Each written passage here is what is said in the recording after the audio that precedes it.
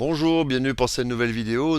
Je viens vous parler aujourd'hui du fait de faire des erreurs. Voilà, faire des erreurs. L'erreur, l'erreur, c'est déjà un apprentissage, hein. C'est vrai que moi, personnellement, des personnes pour lesquelles je suis attaché, je vais les empêcher de faire des erreurs. Je vais me les conseiller pour ne pas faire des erreurs, faire d'erreurs. Et malheureusement, y a une petite voix qui me dit laisse-les faire leurs propres erreurs. C'est pas, voilà, c'est pas en les conseillant comme ça. J'ai l'impression que les conseils ne portent pas leurs fruits. On a beau conseiller des gens d'éviter de faire des erreurs, hein, on voit qu'à un moment donné, la personne faut qu'elle se rende compte par elle-même. Alors il y en a qui font des erreurs inconscientes, donc ça va être le jugement d'autrui à leur égard qui va être négatif pour leur faire comprendre l'erreur. Il y en a qui vont pas comprendre l'erreur qu'ils viennent de faire. Et d'où l'importance de se remettre en question, l'importance de se remettre en question face à ces erreurs. Et comme je le dis, alors voilà, il y a une manière inconsciente de faire une erreur et une manière consciente. Il y a une manière voulue quelque part. On sait on est dans l'erreur, mais j'ai plus l'impression que quand on sait qu'on est dans l'erreur et qu'on l'a fait quand même, on a moins de culpabilité. Voilà. Hein, par exemple, celui qui commet un vol, il sait très bien qu'il va être hors la loi et il va être dans l'erreur. Ou celui qui est agressif envers une personne, il doit savoir. Enfin, il y en a qui savent qu'ils sont dans l'erreur, mais ils insistent dans cette voie-là et n'ont aucune culpabilité. Voilà, ça arrive. Ou alors peut-être se remettre en cause beaucoup plus tard, parce que ils ont pas reconnu, enfin, ils ne reconnaissent pas sur l'instant l'implication de leurs actes dans le futur. Et ça, il faut bien savoir que il y a des implications dans le futur, hein. Tout ce qu'on sème maintenant va générer des plantes dans le futur. Donc moi, plutôt du genre à culpabiliser, à reconnaître mes erreurs. Voilà, je vais être dans l'instant attiré vers, mettons, regardez, je vais vous donner l'exemple, hein, le cannabis par exemple, tac, hop, je vais tenter, je vais être dans la tentation d'en fumer, mais je vais culpabiliser direct après.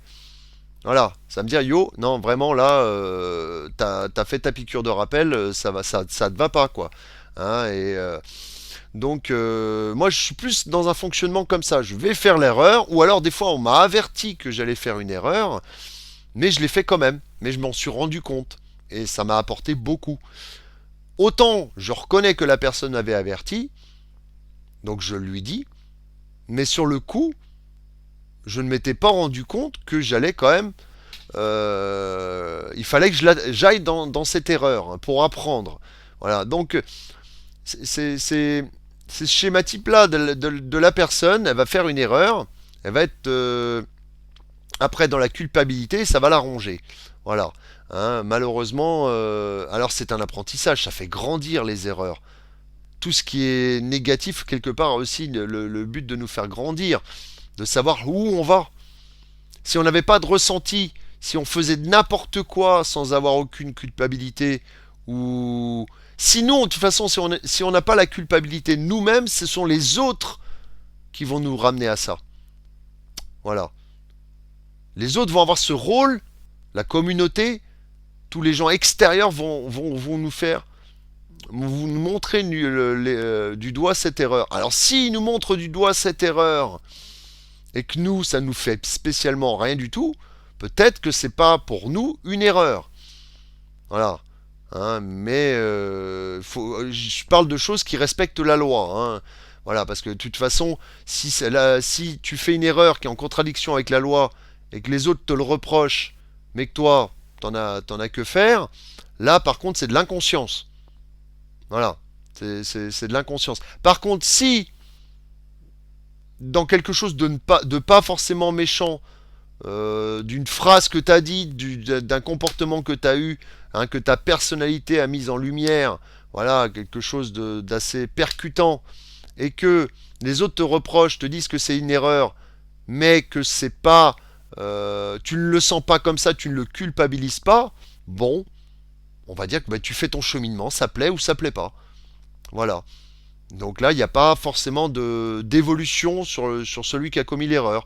Par contre, à partir du moment où tu as fait une erreur, tu culpabilises tout seul.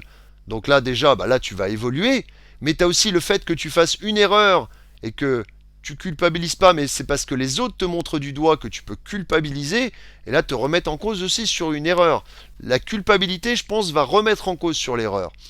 Voilà. C'est la culpabilité qui va faire le travail d'évolution par rapport à l'erreur qu'on a commise, de façon à ne plus reproduire cet acte par les sentiments négatifs qu'il produit derrière aussi, de culpabilité. Soit pour soi, sans l'intermédiaire des autres, soit les autres qui vont nous pointer du doigt en nous disant tu as commis une erreur. Voilà, ils vont nous le faire savoir. Alors il y en a qui n'arrivent pas à lire entre les lignes aussi. Ça c'est encore un autre concept. Il y a des gens, on va leur dire on va leur sous-entendre que tu as fait une erreur. Ils ne se remettent pas en question et ils vont passer complètement à côté de la trappe. Voilà. C'est tout à fait possible aussi.